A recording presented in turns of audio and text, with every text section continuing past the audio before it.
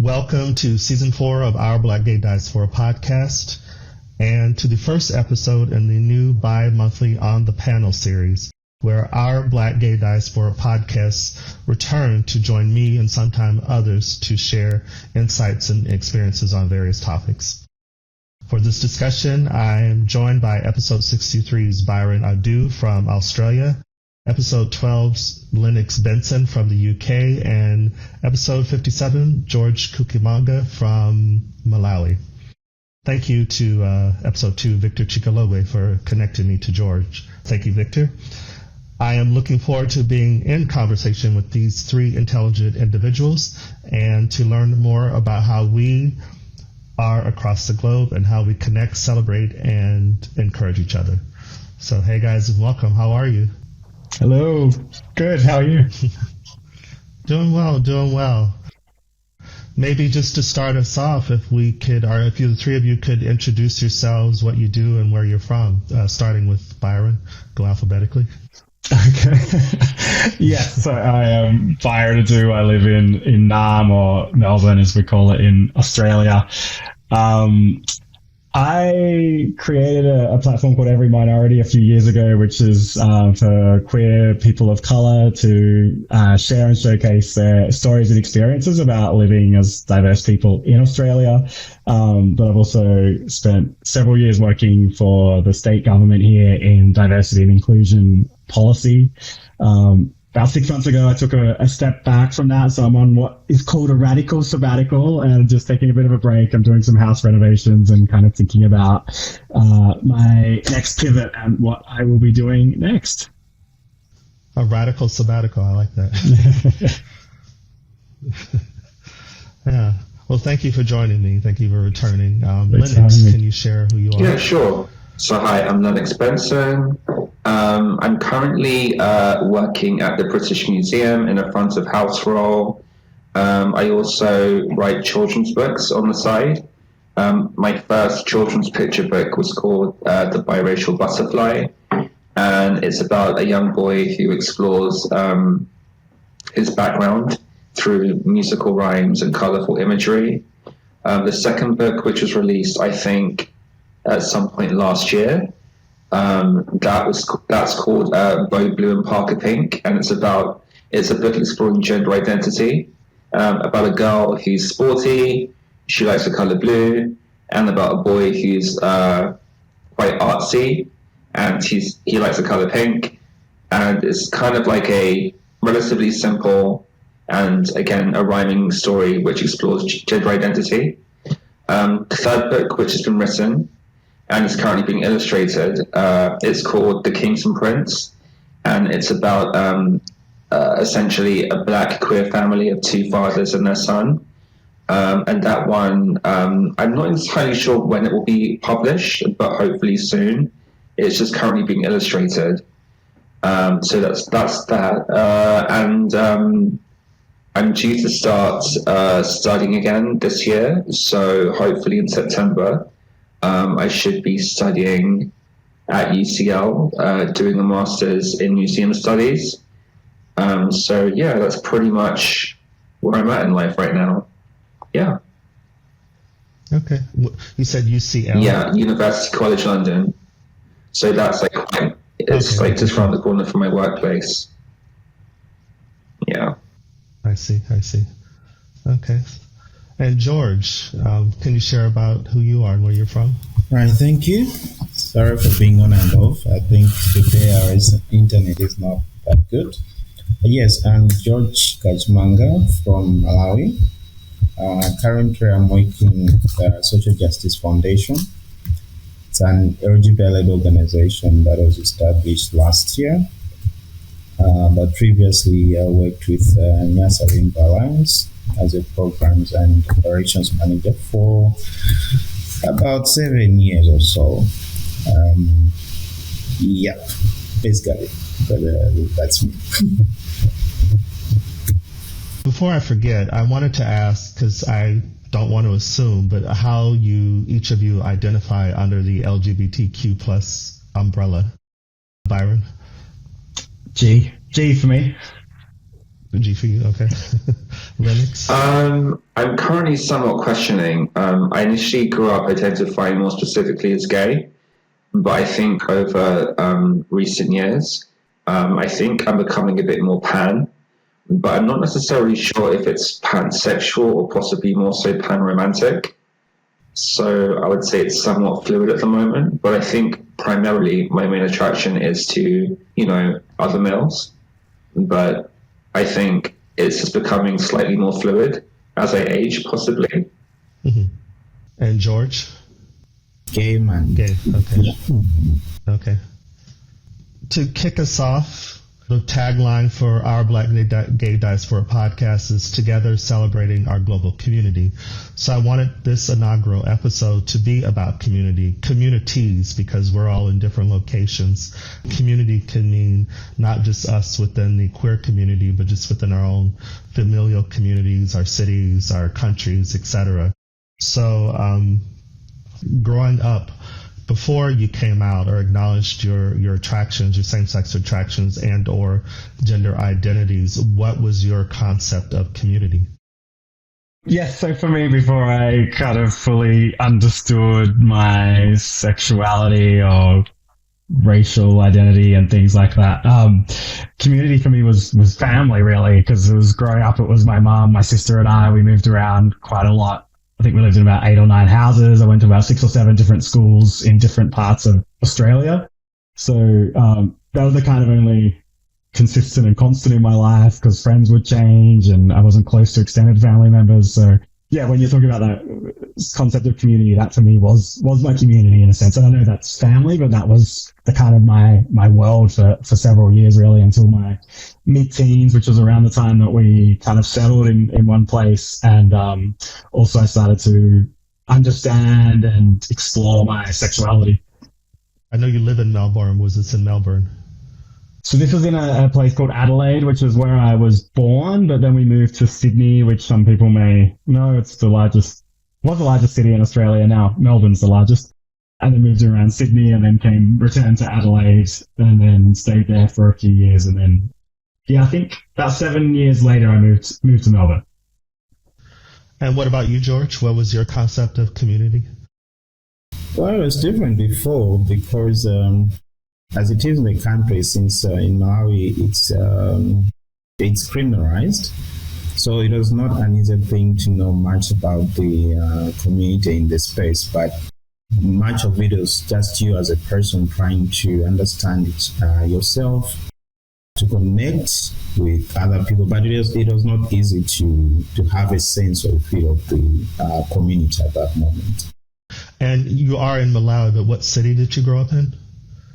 I grew up in different cities, but mostly Blantyre. And Lennox? Yeah, so I guess growing up as a kid, similar to Byron, my first sense of community was family. As I got a bit older, it then became the church, because I was raised in a Christian household and, I gained some good connections through Sunday school. I guess in school, that's where some people tend to find community too, but that was a big challenge for me due to me being a minority in the schools that I went to, because I went to predominantly white schools, and I was one of the few people of color there.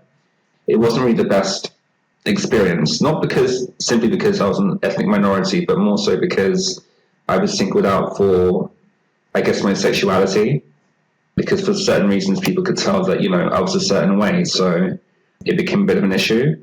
After coming out, I met someone called Jide Macaulay. He's like a priest in London, a Nigerian priest.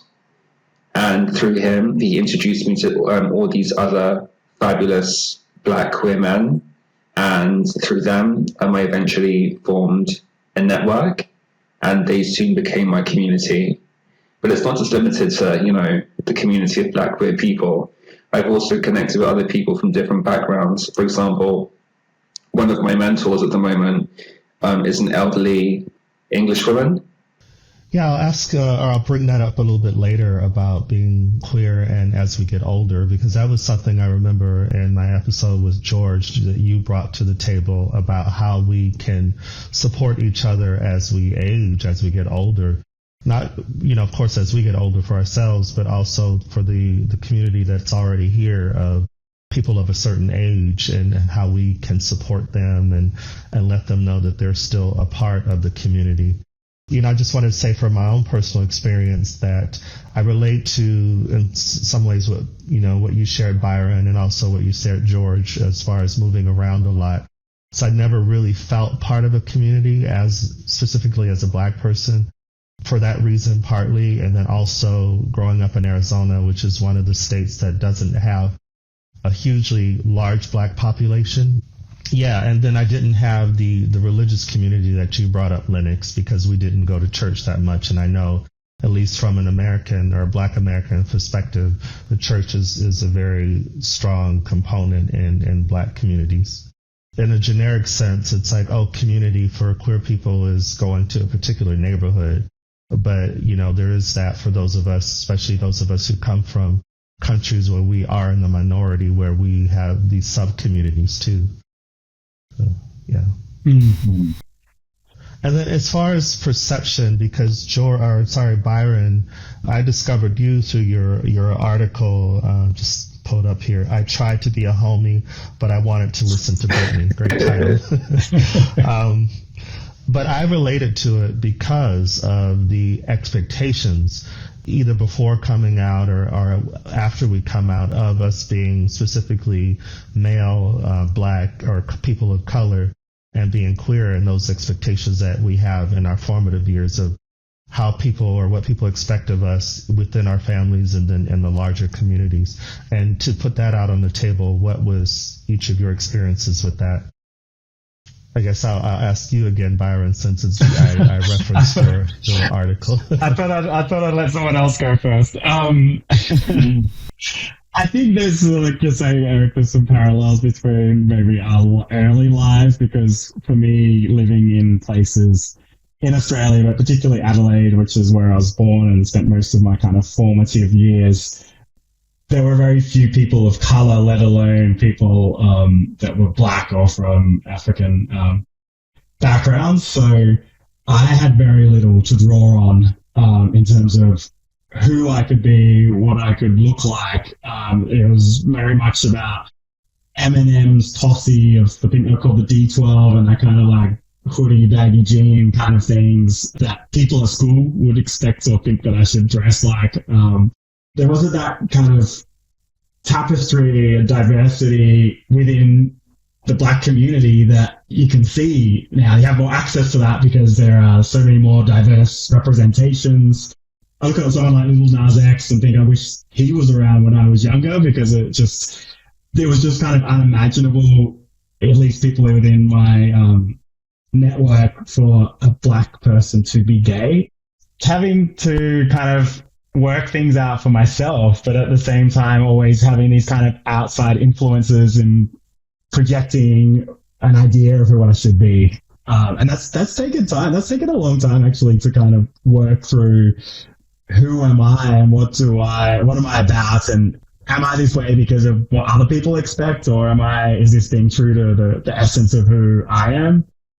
Australia, which is predominantly white, and being born here, I kind of latched onto being gay without so much thinking about the cultural diversity to me. And then that part has come later in my journey as well, and understanding, being a Black gay man, what that means and how that's different to just being like a Black man or a gay man in this country.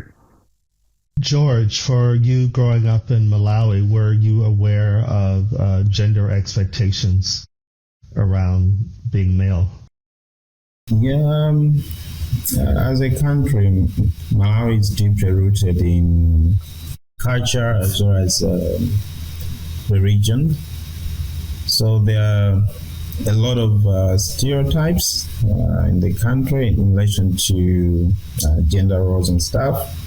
So yes, it resonates a lot where the community is expecting the queer community to do A, B, C, D, but it kind of conflicts with what someone desires or what someone feels in terms of expressing themselves.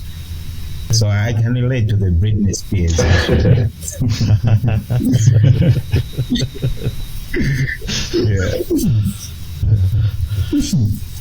Yeah. Lennox, my travels so far internationally, the UK, of course, is the most similar to me. What was your experience like as far as the expectations, specifically, as I mentioned, being black and male? Growing up in my household with my mother and my younger brother, my mother from an early age thought that I was slightly, I guess, different to most boys, especially most black boys. And I think because of that, she was, luckily for me, she was able to give me some, the breathing space to express myself. But I think my mother's main concern was how I would fare outside of the household, especially going to an all-boys school and being one of the few black boys there. I think that's when my self-expression, my identity was questioned as a black queer male. I found myself having to slightly modify parts of myself as a way of trying to assimilate, try to fit in into my surroundings. But in doing so, it caused a lot of frustration. And, I went to all boys schools and the majority of boys there were white. I think that's when I really started to struggle. And even though I had a few companions in those schools that I went to, it was still very much a challenge for me to be authentic. I think a part of me kind of healing from that trauma was writing my second book, my second children's picture book, Bo Blue and Parker Pink, exploring gender identity through the eyes of two black, I wouldn't call them queer, but they're two unconventional characters. In doing so, I'm hoping that those books can be a beacon of light to other children, other black queer children who are going through something similar. No, that's important. I know for me with this platform and that's what fuels it at the end of the day. How can I give or pay it forward for the next generation of specifically black queer individuals? As you said, Lennox, that they don't have to go through that. I think one of you may have brought it up, but the big S word, I know for me, within black communities, but I was more aware of it when I was in school with how people perceived me as a black boy. Was the expectation of me being really good at sports. And at the beginning of every school year, I was always the first one picked, and inside I'd be like, oh shit, here we go again. Prepare to disappoint. Start the year off first picked, end the year last picked. Oh God. Yeah, I can relate. Yeah. Oh my God, I can still remember them. Come on. We picked Eric, and I'm like, all right, here comes the ball. Even though after that a similar experience in school of being picked last for sports teams and not necessarily excelling in sports, I think as I'm getting a bit older, I think that I'm actually starting to develop a bit of an interest in watching sports. And let me just put it out there, it's not because I'm looking to oogle at the men playing the sports. That's not the reason why.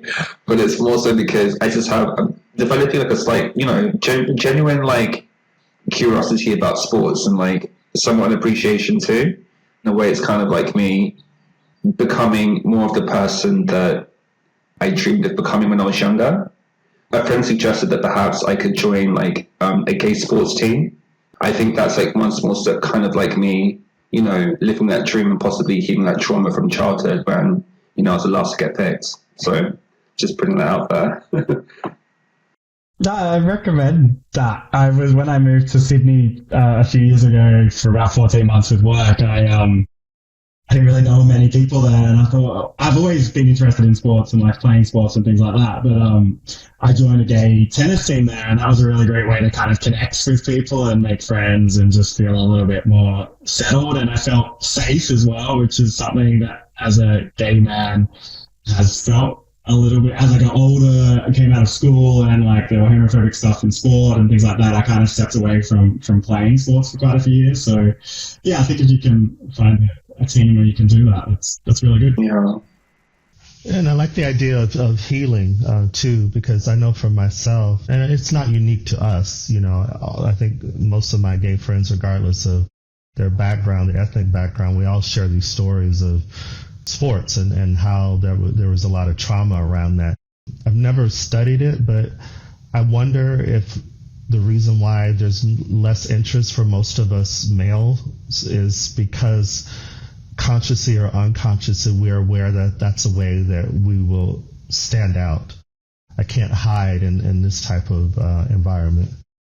I remember playing sport in school and everyone would get changed and have showers in the locker room afterwards, and I just would be terrified I was coming at the stage about to come out, and all this, I just didn't want people to be like, oh, he's gay and he's getting, like, just that kind of predatory stuff. I think that I'm just like, I always felt really uncomfortable, and people would think I was strange because I'd like play sport and then have my boxers on and put my uniform back on, and that was what made me feel safe, I guess.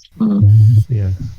I always say it's a journey. I came out, but it's a constant reprogramming or healing, I guess maybe is a better way to put it. Just recently before the recording, I was telling Lennox that I've been working out with friends here, and one of them is a straight male, and he was the one that suggested we work out. But that whole thing you mentioned, Byron, the locker room, I know I'm not going to be inappropriate, but I was low grade panicking because I didn't want anybody to assume that I was there to do anything other than shower and change clothes.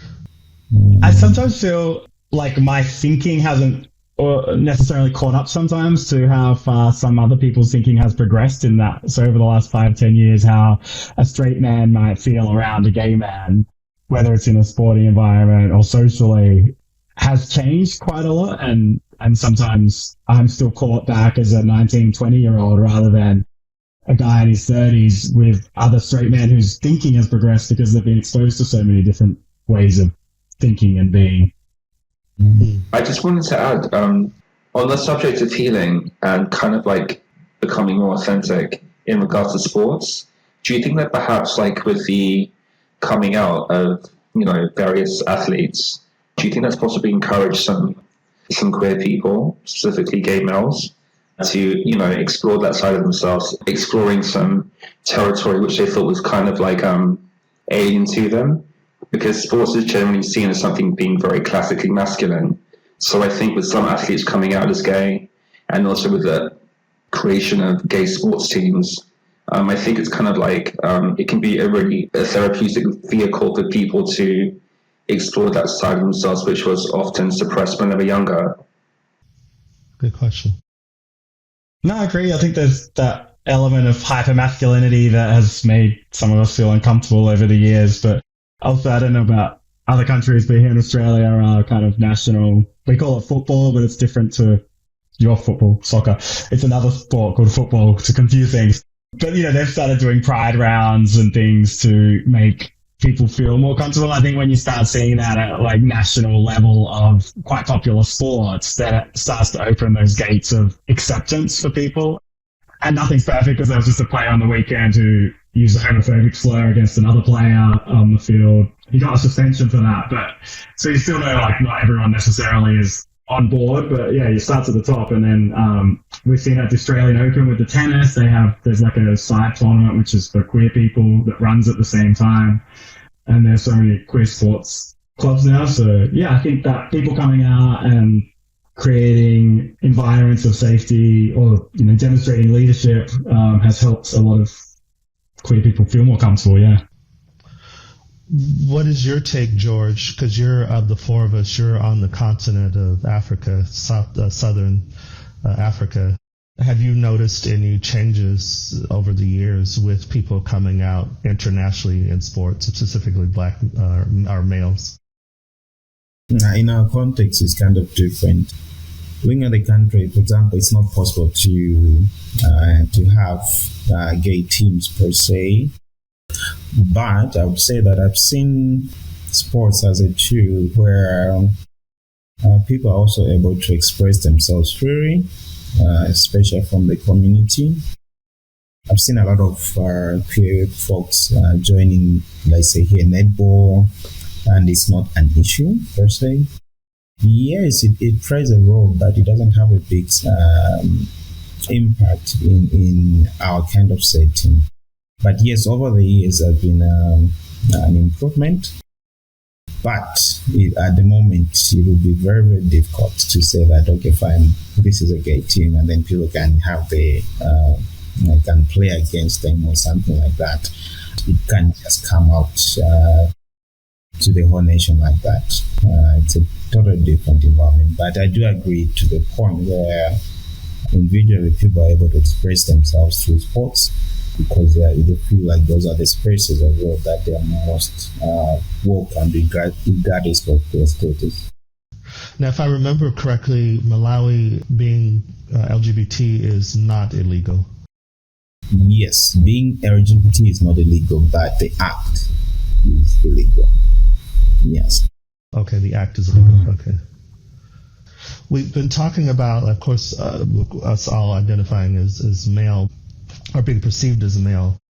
There's, of course, a challenge with being lesbian or being a woman who has same gender attractions, but it seems that it's more acceptable for lesbians, I'll use that for the moment, to participate in sports or to be maybe more out in those types of arenas. But maybe because the assumption a lot of times is if you're lesbian, then you're more masculine.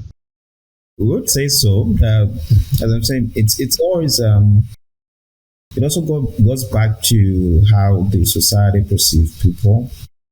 Because the same thing, it will be quite easier for, let's say, females to, hold each other, do whatever publicly, unlike those who identify as male. Even in sports, if lesbians do A, B, C, D, it's not necessarily an issue, because it's how the society is structured.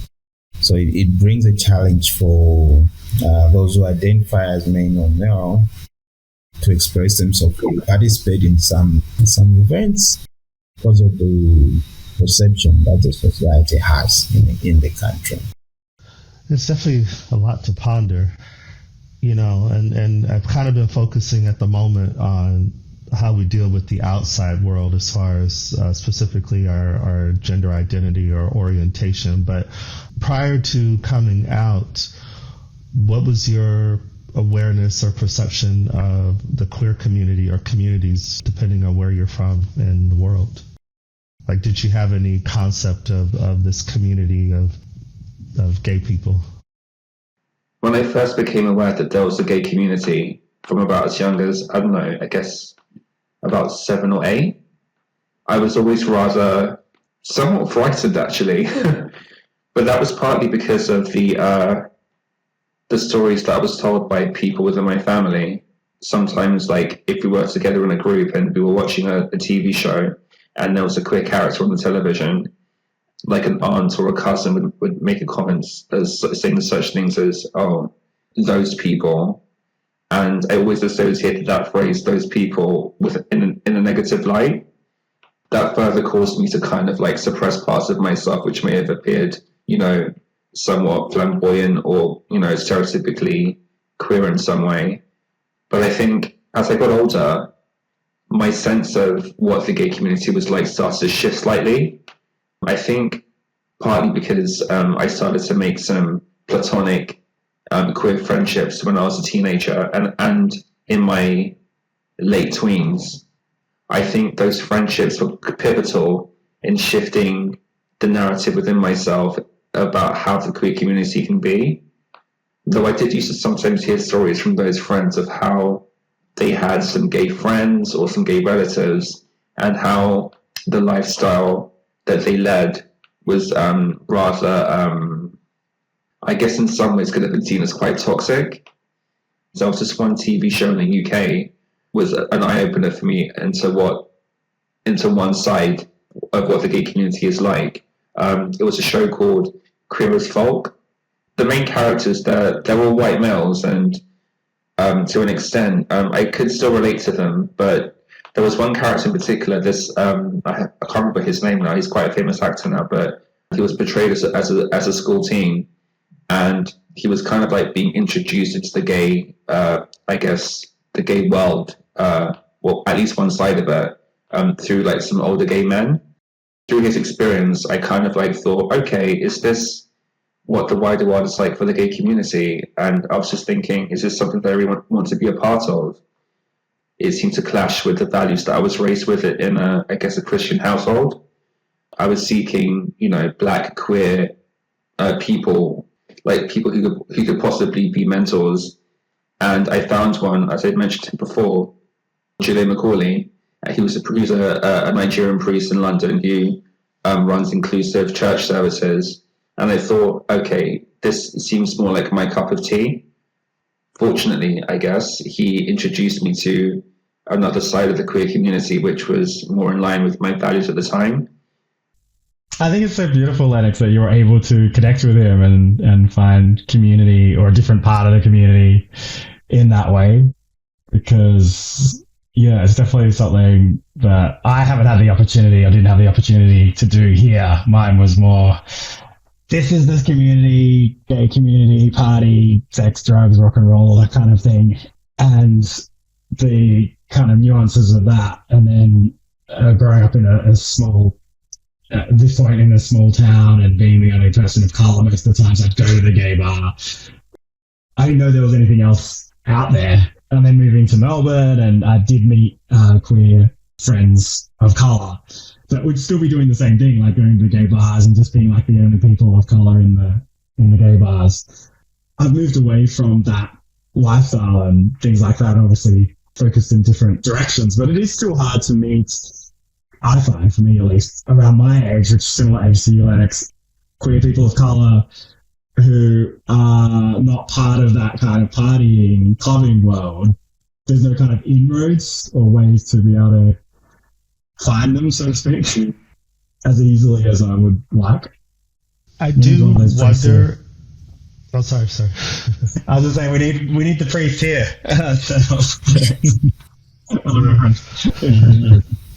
No, you bring up a good point, Byron, because even, because I'm older than everyone here, and, with the awesomeness of online dating, I say facetiously, I still find that men, as we're even older, we're going clubbing, and I'm like, aren't you a little old for that? My opinion. And not the idea of just going to hang out or whatever, but I sometimes wonder if, similar to being Black, sometimes as being queer, we get caught up in the expectations, the stereotypes, and thinking, I'm not authentically a Black gay man if I don't act a certain way or sound a certain way or only do these types of activities. I'm still challenged by that. I think that's been my revelation over the last couple of years is going like, oh no, this isn't actually, I've been kind of sucked into that world, as most gay people or queer people are when they're younger. Yeah, the last few years is like, that's actually not what it's about. And how do you kind of be part of organizations? But even when I've joined, like, say one of the queer sports teams here, I'm like, there still wasn't much diversity on it either. So it is sometimes a struggle to find that kind of like intersection of people of color who are queer. Back to, I think, how we creating our communities, in a sense. Something that, one of the things I like about you, George, is that you're an advocate in Malawi of creating these spaces, especially in parts of the world that I think those of us in the U.S. and Europe and other parts of the world we're not being, unfortunately, given this information that there's soldiers like you on the ground who are looking for ways to create community and create spaces. But I want to ask specifically you how you're doing that, and then also just put it out there to the group, how can we create those spaces for us? But just with you, how are you creating spaces in Malawi, George? That's a long story. But it's been quite a journey looking where we're coming from. If you look back maybe 6-7 years ago, there were quite a few movements in Malawi that were pushing the LGBT agenda. But at the moment, we see a lot of organizations emerging in the space, Maybe so far we have about 10 organizations that are led by the queer folks. If we come together, speaking with one voice, having a common advocacy agenda, we are banking on the intersectionalities because it is a battle for everyone, whether you are queer or not. So we make sure that we try to bring everyone on board, because at the end of the day, it's not an LGBT issue, it's a human rights issue that involves everyone. So we've been trying that much a lot for the past 2-3 years, and it seems to be working. But other than that, yes, we're still having legal battles. I think, I don't know if I shared last time that we are having some cases in court, which are likely going to lead to decriminalization if it comes to our favor. But if not, it's going to create a hostile environment as well. So we need to be ready for anything. So it's a continuous battle where we need support, we need solidarity from different stakeholders. But at the end of the day, it's not a matter of having that fear, because most people fear bringing out the issues. And we understand because of the community we are living in. But if someone else doesn't do it, then no one else is going to do it. Someone else just has to stand for it and bring out the issues out there. I like that you put it in the context of human rights. I'll say from a personal place. So last year I was interviewed for another podcast. It wasn't connected to queer or being Black. In my opinion, I didn't like the way that this person asked this question, because it disconnects the continent of Africa from the rest of the world. And I was asked, like, oh, well, I heard that there's all this homophobia in Africa. And I'm like, I didn't say it, but I was like, you and I are both American. It exists in the U.S., it exists in Europe, it's everywhere. And we don't realize that, at least in my lifetime, a lot of these legal gains that we've achieved in my home country and other countries has only been in the last 15, 20 years. That's not that long. Yeah, you put it in the context of human rights and support. It's a reminder to me that the connections, how we need to connect each other to help you on the ground where you're at, vice versa, wherever we are in the world, and just to make us stronger. Absolutely. Yeah, thank you, George, for that. But also, how can we, within our own cities, countries, or just connecting with other organizations globally, how can we, in real time or virtually, create communities? I use plural because if people were driving by, saw us in the car, they would describe us as 4 Black men, but we're much more than that. We're American, we're Australian, we're English, we're Malawian, and then there's more underneath the surface of that. So how can we do that? Do you mean create communities with each other, or in terms of just communities for ourselves within our countries? Like communities with other people that are like us, in terms of what you're talking about, Black, gay, queer, that kind of thing, or communities of... more specifically that, because one of my motivators for this platform is that there's larger communities of queer people, and technically I am a part of that. But what I keep challenging myself to say more publicly is that I'm still very invisible in queer spaces. It's that thing of, I don't want to wait for you to give me permission to walk through the door. So how can I find ways to create community for us? This is something I've been thinking about the last year or so, is I want to try and create that community here where I am. And I've kind of sat on my hands a bit, or thought that I would just bump into people in a cafe and then we'll just become friends and grow our network from there or something. And it hasn't really happened. But I think participating in this podcast right now is inspiring me and motivating me to action some of the things that I've thought about before. So, because I do have gay friends and gay friends of color, but using those networks to try and find other people in that way. And I have thought about, we have a website called Meetup. I think that might be overseas as well. I was thinking about that. Just like a social networking thing. So I've been thinking for a while about just creating like a Meetup group on there, specifically for, Australia's demographic is quite small, so I don't know if I'd limit it to black and queer, but it'd probably be people of color and queer in a kind of, social setting, whether it's drinks, not in partying mode, but I mean, like, go to a quiet bar or have a picnic or go out for lunch or something like that. I'm motivated now from being part of this to actually initiate something rather than kind of sit and think about it and like, oh, will this happen? Because even participating in this right now is really nice for me, and I wish we could be doing this face to face. So yeah, I want to try and action that and make it happen here. Thank you for the meetup. I completely forgot about that. I'll let you know if it works. Yeah. What about, I know for you, Lennox, in the UK, I've been fortunate to connect with people like Dennis Carney, you mentioned Jide, and there's Mark Thompson and others in the UK who are very proactive. Even though you have that there, ask you that question too. When it comes to creating communities with other Black queer people, I think the internet is such an invaluable tool. It's something to be utilized as well as you can. There are various ways in which you can connect with other people of similar backgrounds. For example, social media, Instagram, Twitter, accounts which are specifically geared toward catering towards the Black queer community. And it's just quite nice to kind of, engage with people on those accounts and have conversations in the comments and follow each other. And also, as Byron said, Meetup, the website Meetup. Through Meetup, I've met some fantastic characters who have become some good friends over the years.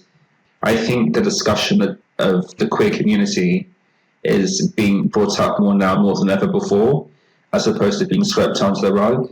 That might be one small step towards tolerance, which may, hopefully one day lead to acceptance. As a result, give people more freedom and feel more safe to form communities of Black queer people.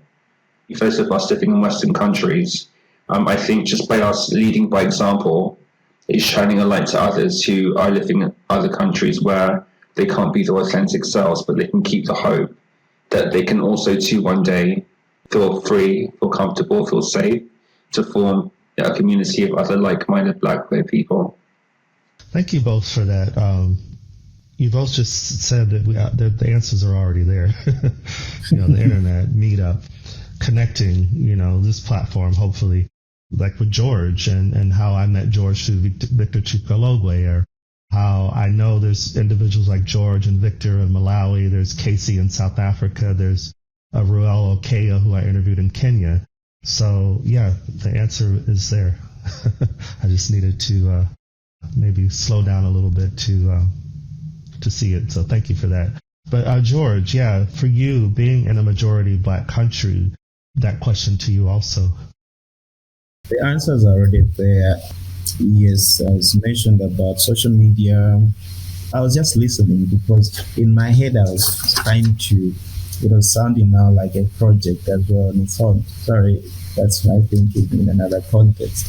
But whilst we were there, I was also trying to check on issues around security, because even though the internet is there, but there have been a series of issues where people are being, attacked. How best can we secure the online communities that are being created, because they are there?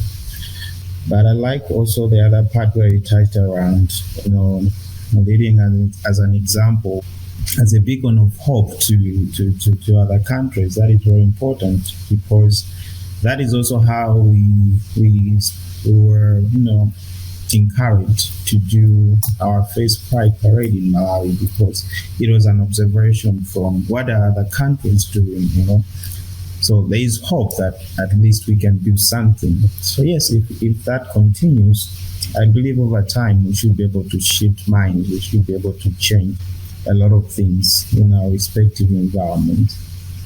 So yeah. Thank you. I hear hope in that.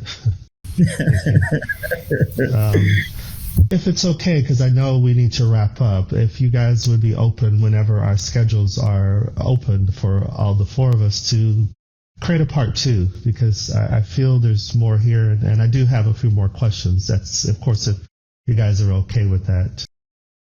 Yeah. Yes. And Yeah, absolutely. cool. Thank you. I want to wrap this up in the same way that I wrap up the other episodes, and just putting it out there, just to ask if you have any final thoughts or insights about community, about anything that came up in this particular conversation.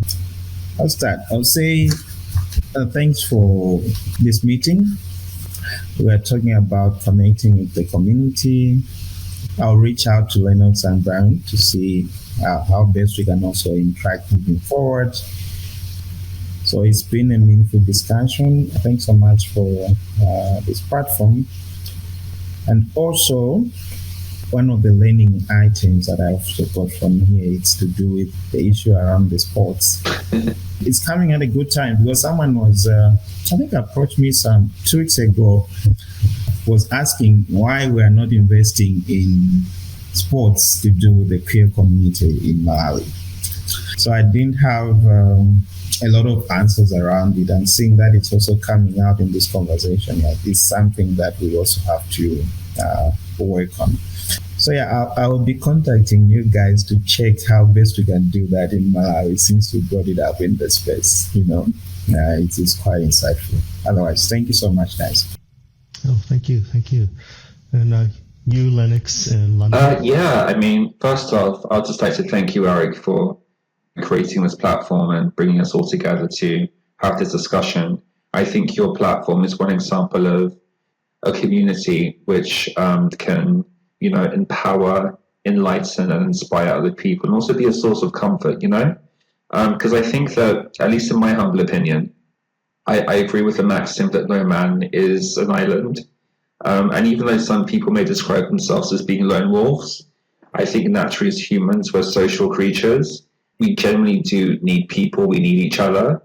It's healthy to have, a diverse network of people of different backgrounds, but I think it's also equally essential, if not, to be honest, more so essential, for you to have that collective of people who you can identify with on a variety of levels, having other, black mixed queer people who we can, communicate with and share our experiences.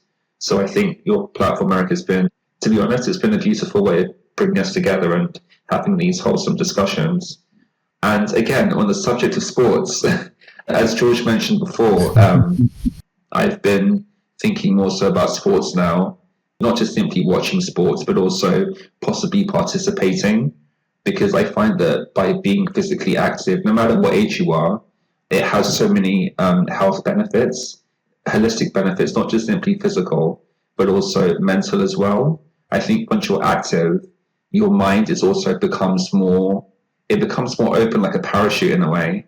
And so I think if you're able to have, sports as a vehicle to gaining holistic health with other people who are of a similar background, that could be such a beautiful way of connecting, creating this a jambalaya of people of various backgrounds.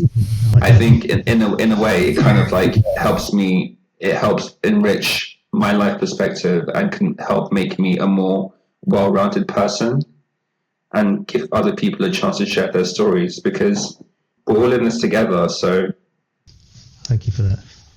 Yeah, Byron.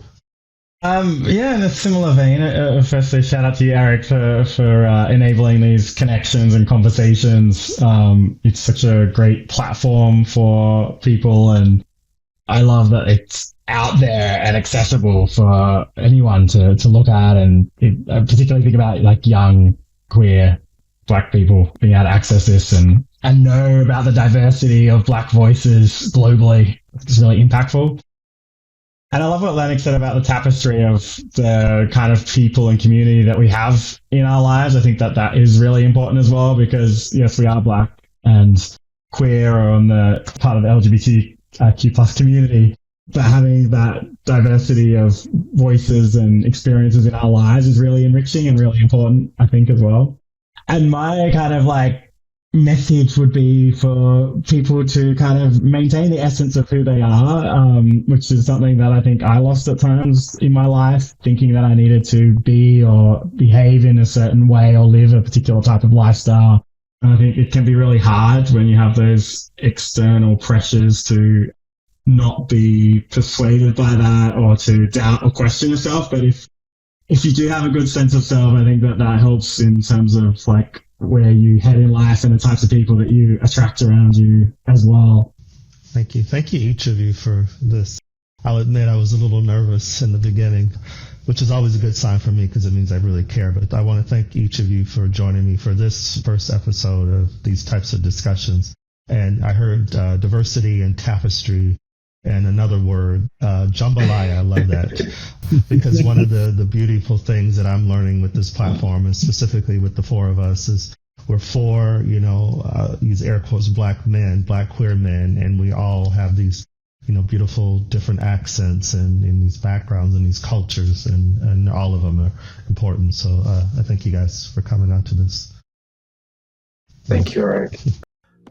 Thank you for spending time with us.